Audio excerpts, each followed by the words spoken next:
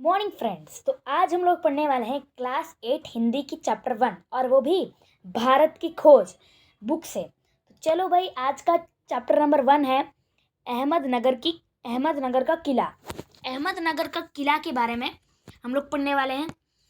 और चलो, अहमदनगर का किला 13 अप्रैल 1944।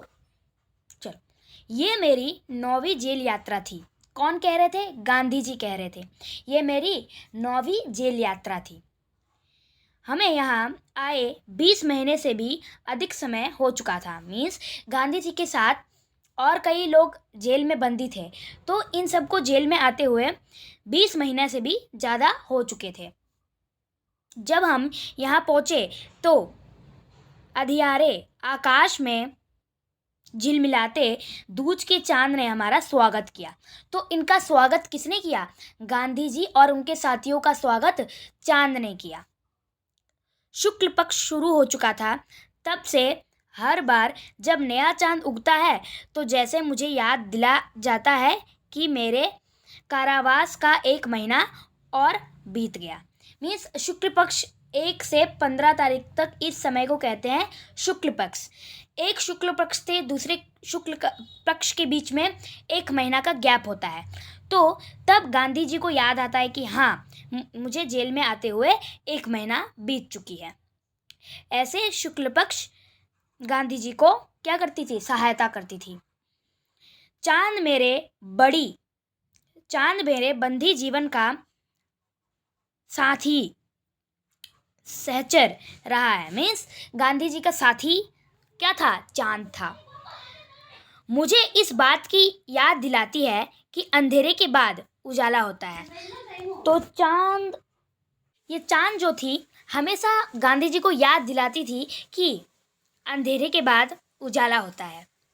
तो ये थी कहानी। तो आगे चलो। ये सन 1953 में जवाहरलाल नेहरू ने अहमद किले की पुनः यात्रा की। मीन्स पुनः इसे यात्रा की। तो जवाहरलाल अहमदनगर किले का वह कक्ष जहां 1942-45 में जवाहरलाल नेहरू को रखा गया। सॉरी, मैं अभी तक बोल रही थी गांधी जी, पर इसमें गांधी जी नहीं थे। मैं अभी क्लास 7 को पढ़ा के आई हूँ, इसलिए गांधी जी बोल रही हूँ। तो गांधी जी जवाहरलाल नेहरू जी कह रहे हैं ये सब। चलो, ये क्वेश्चन आ सकता है एमसीक्यू में। जवाहरलाल नेहरू को किस रूम नंबर में बंदी किया गया था? तो रूम नंबर 8 में। तो अतीत का भार। चलो, अतीत का भार। दूसरी जिलों की तरह यहाँ अहमदनगर के किले में भी मैंने बागवानी करना शुरू कर दिया। मीन्स दूसरी जेलों में बागवानी का मतलब है मतलब कुछ लिखना या कुछ कहना, बागवानी कहते हैं। मैं रोज कई घंटे तपती धूप में भी फूलों के लिए क्यारियां बनाने में बिताने लगा। जेल में तो टाइम पास होता नहीं है, तो जवाहरलाल नेहरू खड़ी धूप में भी फूलों की देखभाल करते थे। मिट्टी बहुत खराब थी, पथरीली और पुरानी, मलबे और अवशेषों से भरी हुई। मीन्स उधर का मिट्टी, अहमदनगर का किला की जो मिट्टी थी वो बहुत खराब थी, पथरीली जगह था। चूंकि ये इतिहास स्थल है, इसलिए अतीत में इसने कई युद्ध और राजमहलों की ध्रुवी संधियां देखी है। यहाँ की ज़मीन ऐसा क्यों रहती है? क्योंकि ये जो अहमदनगर की किला है ये बहुत पुरानी है और इसकी कुछ विशेषताएं हैं। यहाँ पर कई सारे युद्ध हुए जिसके कारण ऐसे पथरीला ज़मीन है। यहाँ का इतिहास बहुत पुरानी नहीं है, मतलब अहमदनगर का जो इतिहास है वो इतनी पुरानी नहीं है। घटनाओं की दृष्टि से इसकी कोई विशेष अहमियत भी नहीं है। मीन्स जो अहमदनगर का किला है उसका कोई अहमियत भी नहीं, मतलब कोई विशेषता भी नहीं है। पर इससे जुड़ी एक घटना आज भी याद की जाती है। पर अहमदनगर में एक ऐसा संगठन हुआ था, एक ऐसा स्थिति हुआ था जिसे उधर के लोग आज भी याद करते हैं। ये क्या हो गया? हाँ, ये घटना है चांद बीबी नाम की एक सुंदर महिला के साहस की कहानी। तो ये कहानी किसकी थी? चांद बीबी एक महिला की नाम थी जो अकबर की सेना से विरुद्ध, मतलब अकबर की सेना को हराने के प्रयास में थी, जिसने इस किले का रक्षा के लिए अकबर की शाही सेनाओं के विरुद्ध हाथ में तलवार उठाकर अपनी सेना का नेतृत्व किया। मतलब अहमदनगर को अकबर के अंडर में नहीं आने के लिए चांद बीबी ने तलवार उठाकर अकबर सेनाओं के विरुद्ध युद्ध किया था, पर अंत में उसकी हत्या उसके अपने ही एक आदमी के हाथों हुई। पर इनकी जो हत्या है वो अपने ही बंधुओं में से कोई कर दिया, उनकी मृत्यु हो गई। खुदाई के दौरान हमें जमीन की सतह के बहुत नीचे दबे हुए प्राचीन दीवारों के हिस्से और कुछ गुंबदों और इमारतों के ऊपरी हिस्से मिली। मतलब जवाहरलाल नेहरू और अपने साथी खुदाई कर रहे थे ज़मीन में, तो खुदाई करते समय उन्हें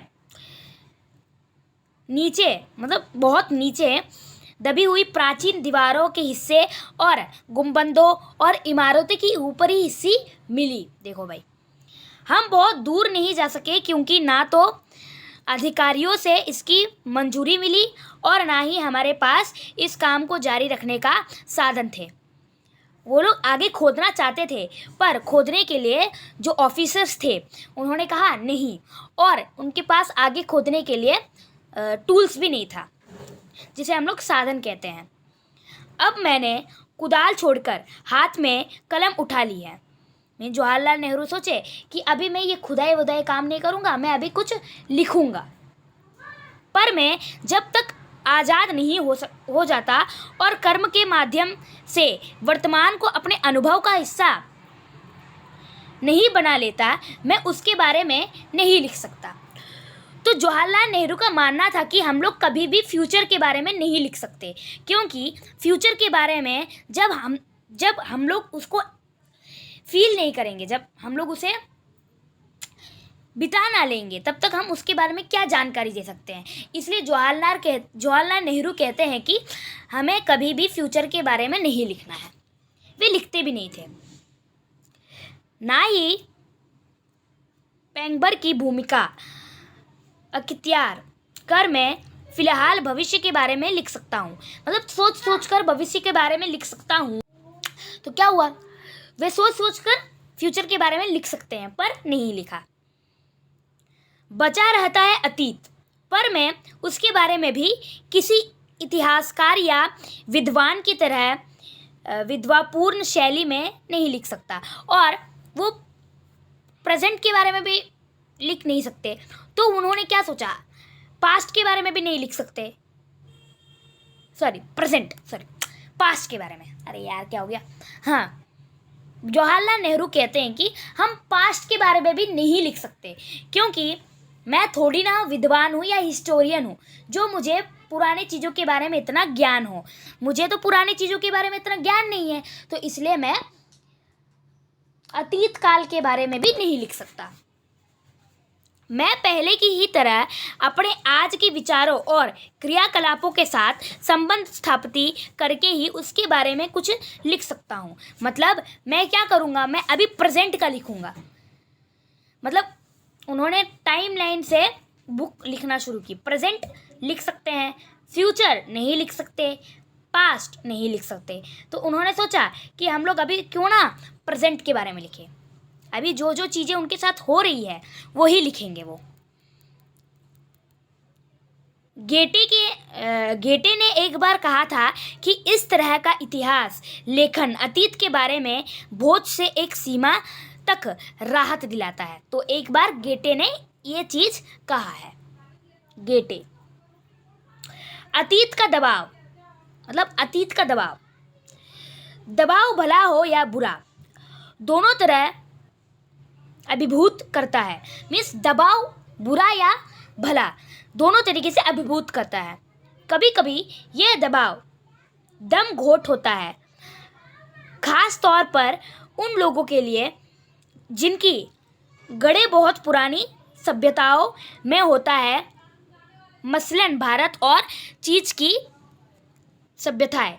तो वो लिखना चाहते हैं मसलन भारत और चीज़ की सभ्यताएं, इसके बारे में जवाहरलाल नेहरू लिखना चाहते थे।